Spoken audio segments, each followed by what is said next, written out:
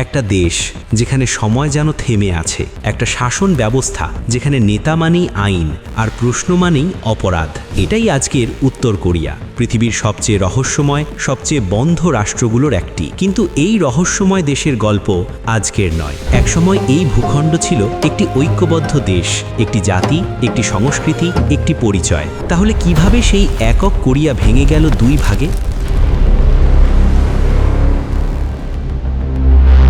1910 সাল কোরিয়ার ইতিহাসে এক অন্ধকার অধ্যায়ের সূচনা। সেই বছর এম্পায়ার অফ জাপান আনুষ্ঠানিকভাবে কোরিয়াকে নিজেদের সাম্রাজ্যের সঙ্গে যুক্ত করে নেয়। এই ঘটনাটি ইতিহাসে পরিচিত জাপান কোরিয়া অ্যানেক্সেশন ট্রিটি নামে। এর ফলে শত শত বছরের পুরনো কোরিয়ান রাজতন্ত্র, বিশেষ করে জোসিয়ন ডাইনেস্টি, সম্পূর্ণভাবে বিলুপ্ত হয়ে যায় এবং পুরো কোরিয়ান পেনিনসুলা সরাসরি জাপানের উপনিবেশে পরিণত হয়। উপনিবেশিক শাসনের কঠোর বাস্তবতা। জাপানি শাসনের মূল উদ্দেশ্য ছিল কোরিয়াকে একটি উপনিবেশে পরিণত করা, যেখান থেকে তারা শ্রম, সম্পদ এবং কৌশলগত সুবিধা পাবে। এই সময় কোরিয়ায় শুরু হয় ব্যাপক দমন নীতি। কোরিয়ান ভাষা ও সংস্কৃতিকে ধীরে ধীরে দমিয়ে দেওয়া হয়। স্কুলগুলোতে জাপানি ভাষা বাধ্যতামূলক করা হয়। কোরিয়ান ইতিহাস ও সংস্কৃতি পড়ানো কমিয়ে দেওয়া হয়। মানুষকে জাপানি নাম গ্রহণ করতে বাধ্য করা হয়। 1930-এর দশকে জাপান সমন্বয় নীতি বা অ্যাসিমিলেশন পলিসি চালু করে, যার উদ্দেশ্য ছিল কোরিয়ানদের সম্পূর্ণভাবে জাপানি সমাজের অংশে পরিণত করা। অনেক পরিবারকে বাধ্য করা হয় তাদের ঐতিহ্যবাহী নাম পরিবর্তন করে জাপানি নাম গ্রহণ করতে। অর্থনৈতিক শোষণ ও শ্রমের ব্যবহার। জাপানি শাসনের সময় কোরিয়ার কৃষি ও শিল্প ব্যবস্থাকে পুরোপুরি পুনর্গঠন করা হয়, কিন্তু তা কোরিয়ানদের জন্য নয়, বরং জাপানের স্বার্থে। বিপুল পরিমাণ ধান ও খাদ্য জাপানে পাঠানো হতো। খনি, রেলপথ ও কারখানা তৈরি করা হয়। হাজার হাজার কোরিয়ান শ্রমিককে বাধ্যতামূলক শ্রমে নিয়োগ করা হয়। বিশেষ করে দ্বিতীয় বিশ্বযুদ্ধের সময় লক্ষাধিক কোরিয়ান শ্রমিককে জাপানের কারখানায় ও খনিতে কাজ করতে পাঠানো হয়। এই সময় কোরিয়ান সমাজে দারিদ্র্য, বৈষম্য এবং ক্ষোভ দ্রুত বাড়তে থাকে। 1919 সালে কোরিয়ায় শুরু হয় এক বিশাল গণ আন্দোলন, মার্চ ফার্স্ট মুভমেন্ট। এই আন্দোলনে লক্ষ লক্ষ মানুষ রাস্তায় নেমে স্বাধীনতার দাবি জানায়। যদিও জাপানি সেনাবাহিনী কঠোরভাবে এই আন্দোলন দমন করে, তবুও এটি কোরিয়ান জাতীয়তাবাদের আগুন আরও জ্বালিয়ে দেয়।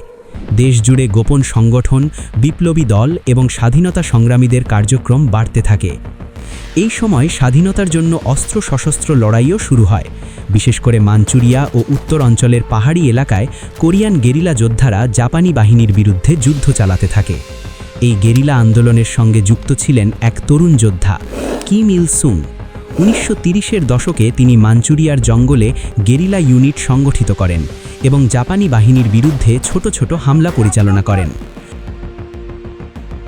1912 সালের 15 এপ্রিল জন্মগ্রহণ করেছিলেন কিম ইল সুং।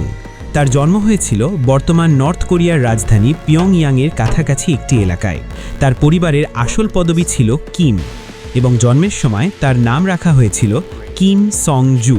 পরবর্তীতে তিনি কিম ইল সুং নাম গ্রহণ করেন, যে নামই ইতিহাসে স্থায়ী হয়ে যায়। কিম ইল সুংয়ের পরিবার ছিল গভীরভাবে জাতীয়তাবাদী। তার বাবা কিম হিয়ং জিক ছিলেন একজন শিক্ষক এবং জাপানি শাসনের বিরোধী। জাপানি দখলদারির সময় কোরিয়ার বহু পরিবারই নিপীড়নের শিকার হয়েছিল। এই রাজনৈতিক পরিবেশেই বড় হয়ে উঠতে থাকে ছোট্ট কিম। শৈশব থেকেই তিনি দেখেছেন বিদেশি শাসনের দমন নীতি, কোরিয়ান সংস্কৃতির উপর নিষেধাজ্ঞা, স্বাধীনতার জন্য মানুষের সংগ্রাম। এই অভিজ্ঞতাগুলো তার চিন্তা ও রাজনৈতিক বিশ্বাসকে গভীরভাবে প্রভাবিত করে। জাপানি দখলদারির কারণে তার পরিবার পরে চলে যায় চীনের মাঞ্চুরিয়া অঞ্চলে। সেই সময় মাঞ্চুরিয়া ছিল স্বাধীনতা সংগ্রামী ও বিপ্লবীদের আশ্রয়স্থল। এখানেই কিম ইল সুং প্রথমবারের মতো বিপ্লবী রাজনীতি এবং গেরিলা যুদ্ধের ধারণার সঙ্গে পরিচিত হন। 1930-এর দশকে তিনি ছোট ছোট গেরিলা ইউনিট সংগঠিত করেন এবং জাপানি বাহিনীর বিরুদ্ধে আক্রমণ চালাতে শুরু করেন। এই গেরিলা সংগ্রামের অভিজ্ঞতাই তাকে পরবর্তীতে একজন শক্তিশালী রাজনৈতিক নেতায় পরিণত করে। যদিও সেই সময় তিনি খুব বড় আন্তর্জাতিক নেতা ছিলেন না, তবুও তার নাম ধীরে ধীরে স্বাধীনতা আন্দোলনের সঙ্গে যুক্ত হয়ে যায়। পরবর্তীকালে এই গেরিলা সংগ্রামের ইতিহাসই তাকে উত্তর কোরিয়ার রাজনীতিতে গুরুত্বপূর্ণ প্রতীক হিসেবে প্রতিষ্ঠিত করে। 1940-এর দশকে যখন ওয়ার্ল্ড ওয়ার II তীব্র হয়ে ওঠে, তখন জাপান সামরিকভাবে দুর্বল হতে শুরু করে। অবশেষে 1945 সালে জাপানের পরাজয়ের মাধ্যমে কোরিয়ায় 35 বছরের ঔপনিবেশিক শাসনের অবসান ঘটে। কিন্তু স্বাধীনতার আনন্দ দীর্ঘস্থায়ী হয়নি, কারণ খুব শিগগিরই কোরিয়ার নতুন এক রাজনৈতিক বাস্তবতার মুখোমুখি হতে চলেছিল, যা শেষ পর্যন্ত জন্ম দেবে উত্তর কোরিয়া এবং দক্ষিণ কোরিয়া নামের দুটি পৃথক রাষ্ট্রের। 1945 সাল ইতিহাসের এক বিশাল মোড় ঘোরানো মুহূর্ত। দীর্ঘ 6 বছরের ভয়াবহ সংঘর্ষের পর শেষ হয় ওয়ার্ল্ড ওয়ার II। এই যুদ্ধ শুধু ইউরোপ বা প্রশান্ত মহাসাগরেই সীমাবদ্ধ ছিল না, এর প্রভাব পড়ে পুরো বিশ্বের রাজনৈতিক মানচিত্রে। আর সেই পরিবর্তনের ঢেউ এসে আঘাত হানে কোরিয়ান পেনিনসুলাতেও। দ্বিতীয় বিশ্বযুদ্ধের শেষ দিকে এম্পায়ার অফ জাপান দ্রুত দুর্বল হয়ে পড়ছিল। 1945 সালের আগস্টে পরিস্থিতি একেবারে নাটকীয়ভাবে বদলে যায়, যখন ইউনাইটেড স্টেটস জাপানের শহর হিরোশিমা ও নাগাসাকিতে পারমাণবিক বোমা নিক্ষেপ করে। কিছুদিনের মধ্যেই জাপান আত্মসমর্পণ করতে বাধ্য হয়। এই আত্মসমর্পণের সঙ্গে সঙ্গেই প্রায় 35 বছরের জাপানি উপনিবেশিক শাসনের অবসান ঘটে কোরিয়ায়। দীর্ঘ দখলদারির পর কোরিয়ান জনগণ আশা করেছিল এবার তারা একটি স্বাধীন ও ঐক্যবদ্ধ দেশ হিসাবে নতুনভাবে পথচলা শুরু করবে। কিন্তু বাস্তবতা খুব দ্রুতই অন্যদিকে মোড় নেয়। দ্বিতীয় বিশ্বযুদ্ধ শেষ হওয়ার সঙ্গে সঙ্গে বিশ্ব রাজনীতি নতুনভাবে বিভক্ত হতে শুরু করে। একদিকে ছিল পুঁজিবাদী শক্তি ইউনাইটেড স্টেটস, আর অন্যদিকে সমাজতান্ত্রিক শক্তি সোভিয়েত ইউনিয়ন। এই দুই পরাশক্তির মধ্যে শুরু হয় এক নতুন রাজনৈতিক প্রতিদ্বন্দ্বিতা, যা পরে ইতিহাসে পরিচিত হয় শীতল যুদ্ধ নামে। যখন জাপান আত্মসমর্পণ করে, তখন সোভিয়েত সেনাবাহিনী উত্তরের দিক থেকে কোরিয়ায় প্রবেশ করছিল এবং আমেরিকান বাহিনী দক্ষিণ দিক থেকে এগিয়ে আসছিল। দ্রুত একটি সিদ্ধান্ত নেওয়া প্রয়োজন ছিল, কারা জাপানি বাহিনীর আত্মসমর্পণ গ্রহণ করবে এবং কিভাবে কোরিয়াকে সাময়িকভাবে পরিচালনা করা হবে। 1945 সালের আগস্টে আমেরিকান নীতি নির্ধারকরা মানচিত্রে একটি অস্থায়ী বিভাজন রেখা প্রস্তাব করেন, 38তম অক্ষরেখা, অর্থাৎ 38th প্যারালাল। এই রেখার উত্তর অংশে জাপানি বাহিনীর আত্মসমর্পণ গ্রহণ করবে সোভিয়েত ইউনিয়ন, আর দক্ষিণ অংশে করবে যুক্তরাষ্ট্র। প্রথম দিকে এই সিদ্ধান্তকে কেবল সাময়িক প্রশাসনিক ব্যবস্থা হিসেবেই ভাবা হয়েছিল। উদ্দেশ্য ছিল যুদ্ধের পর কোরিয়াকে পুনর্গঠন করা এবং পরে একটি স্বাধীন ও ঐক্যবদ্ধ সরকার গঠন করা। কিন্তু বাস্তবে পরিস্থিতি দ্রুত জটিল হয়ে ওঠে। দুটি রাজনৈতিক ব্যবস্থা। উত্তরে সোভিয়েত ইউনিয়ন সমাজতান্ত্রিক রাজনৈতিক ব্যবস্থা গড়ে তুলতে শুরু করে। সেখানে স্থানীয় কমিউনিস্ট নেতাদের সহায়তায় নতুন প্রশাসন সংগঠিত হয়। অন্যদিকে দক্ষিণে যুক্তরাষ্ট্র একটি ভিন্ন রাজনৈতিক ব্যবস্থা প্রতিষ্ঠার দিকে এগোয়, যেখানে পশ্চিমা ধাঁচের সরকার ও প্রশাসনিক কাঠামো তৈরি করা হচ্ছিল। ফলে খুব অল্প সময়ের মধ্যেই কোরিয়ার উত্তর ও দক্ষিণ অংশে দুটি সম্পূর্ণ ভিন্ন রাজনৈতিক ও আদর্শিক ব্যবস্থা গড়ে ওঠে। ক্রমশ স্পষ্ট হয়ে ওঠে যে কোরিয়াকে একত্রিত করা সহজ হবে না।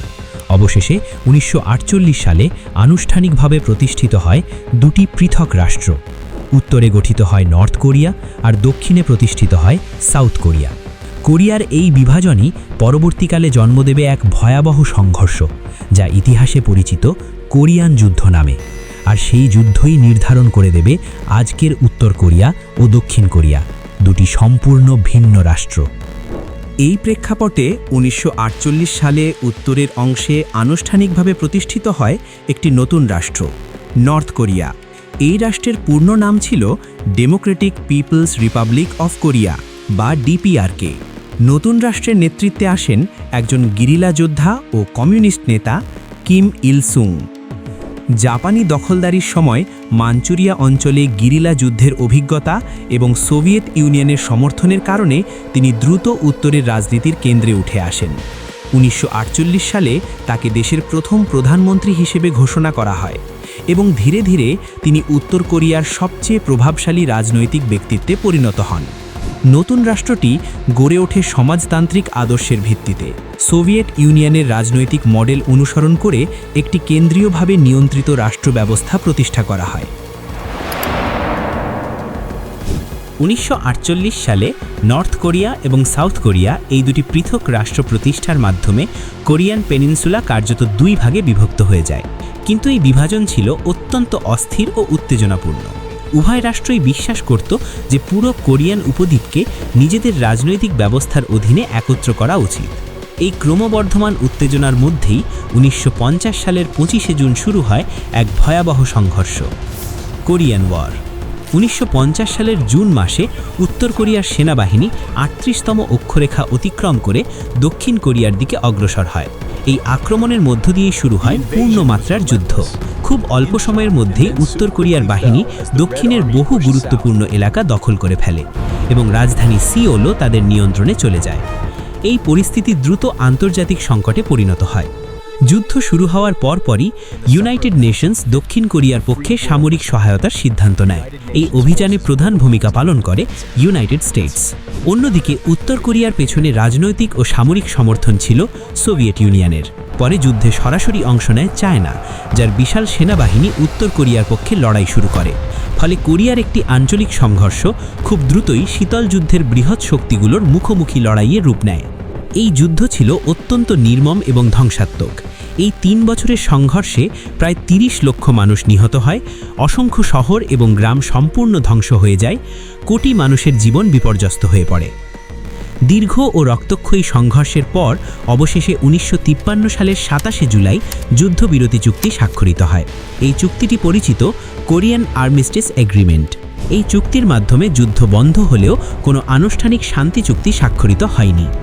যুদ্ধবিরতির পর 2 কোরিয়ার মাঝখানে তৈরি করা হয় একটি নিরস্ত্রীকৃত অঞ্চল, যা কোরিয়ান ডিমিলিটারাইজড জোন নামে পরিচিত।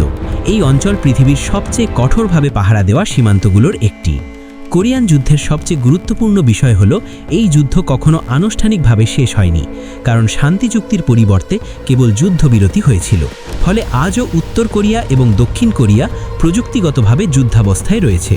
এই যুদ্ধ শুধু কোরিয়ান উপদ্বীপের রাজনৈতিক বাস্তবতাই বদলে দেয়নি, বরং এটি শীতল যুদ্ধের অন্যতম গুরুত্বপূর্ণ সংঘর্ষ হিসেবে বিশ্ব ইতিহাসে স্থায়ীভাবে জায়গা নিয়েছে।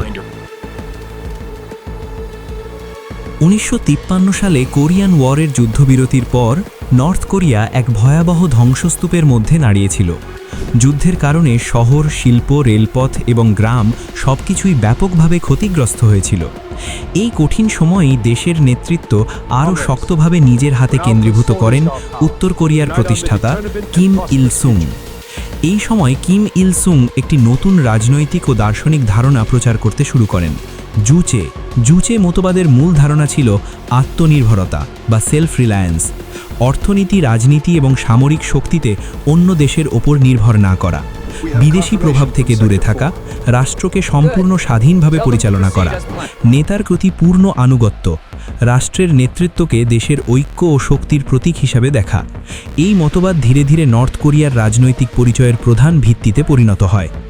নর্থ কোরিয়ার রাজনীতিতে কার্যত একমাত্র শক্তিশালী সংগঠন হয়ে ওঠে ওয়ার্কার্স পার্টি অফ কোরিয়া। এই দলের মাধ্যমে রাষ্ট্র পরিচালিত হতে থাকে। বিরোধী রাজনৈতিক শক্তির উপস্থিতি প্রায় অদৃশ্য হয়ে যায়। সরকারের গুরুত্বপূর্ণ সিদ্ধান্ত, অর্থনৈতিক পরিকল্পনা এবং সামরিক নীতিগুলোও দলের কেন্দ্রীয় নেতৃত্বের মাধ্যমেই নির্ধারিত হতে থাকে। ধীরে ধীরে একটি অত্যন্ত শক্তিশালী ও নিয়ন্ত্রিত রাষ্ট্র ব্যবস্থা গড়ে ওঠে, যেখানে প্রশাসন, নিরাপত্তা বাহিনী এবং সেনাবাহিনী রাষ্ট্রের ক্ষমতা বজায় রাখতে গুরুত্বপূর্ণ ভূমিকা পালন করে। এই সময় নর্থ কোরিয়ায় ধীরে ধীরে গড়ে ওঠে একটি বিশেষ রাজনৈতিক সংস্কৃতি, নেতাকে কেন্দ্র করে ব্যক্তি পূজার সংস্কৃতি। রাষ্ট্রীয় প্রচারণা, শিক্ষা ব্যবস্থা এবং গণমাধ্যমে কিম ইল সুংকে দেশের মুক্তিদাতা এবং মহান নেতা হিসাবে উপস্থাপন করা হয়। দেশের বিভিন্ন শহর ও গুরুত্বপূর্ণ স্থানে তার মূর্তি ও স্মৃতিস্তম্ভ নির্মাণ করা হয়। তার জীবন ও সংগ্রামের গল্প স্কুলের পাঠ্যবইতে, সংবাদ মাধ্যমে এবং সাংস্কৃতিক অনুষ্ঠানের মাধ্যমে প্রচার করা হতে থাকে। কিম ইল সুং শুধু রাজনৈতিক নেতা হিসাবেই নয়, বরং রাষ্ট্রের প্রতীক হিসাবেও প্রতিষ্ঠিত হন। যুদ্ধের ধ্বংসস্তূপ থেকে দেশকে পুনর্গঠনের জন্য নর্থ কোরিয়ার সরকার ব্যাপক শিল্পায়ন ও অর্থনৈতিক পরিকল্পনা শুরু করে। নতুন কারখানা ও শিল্পাঞ্চল গড়ে তোলা হয়। কৃষি ব্যবস্থাকে সমবায় কাঠামোয় পুনর্গঠিত করা হয়। শিক্ষা ও স্বাস্থ্য ব্যবস্থায় রাষ্ট্রীয় নিয়ন্ত্রণ বাড়ানো হয়। এই পদক্ষেপগুলো নর্থ কোরিয়াকে দ্রুত পুনর্গঠনের পথে এগিয়ে নিতে সাহায্য করে, যদিও রাষ্ট্রীয় নিয়ন্ত্রণও একই সঙ্গে অনেক শক্তিশালী হয়ে ওঠে। কিম ইল সুং প্রায় 4 দশকেরও বেশি সময় ধরে নর্থ কোরিয়ার নেতৃত্বে ছিলেন। তার শাসনামলেই দেশের রাজনৈতিক কাঠামো, অর্থনীতি এবং আদর্শিক ভিত্তি স্থায়ীভাবে গড়ে ওঠে। 1994 সালে তার মৃত্যুর পরও নর্থ কোরিয়ার রাজনৈতিক ব্যবস্থা মূলত তার প্রতিষ্ঠিত কাঠামোর উপরই দাঁড়িয়ে থাকে। তার মৃত্যুর পর ক্ষমতা গ্রহণ করেন তার ছেলে কিম জং ইল। এর মধ্য দিয়ে শুরু হয় নর্থ কোরিয়ার ইতিহাসের আরেকটি অধ্যায়, যেখানে ক্ষমতা প্রথমবারের মতো একটি পরিবারে উত্তরাধিকার সূত্রে হস্তান্তরিত হয় এবং কিম পরিবারের শাসন আরও দীর্ঘস্থায়ী হয়ে ওঠে।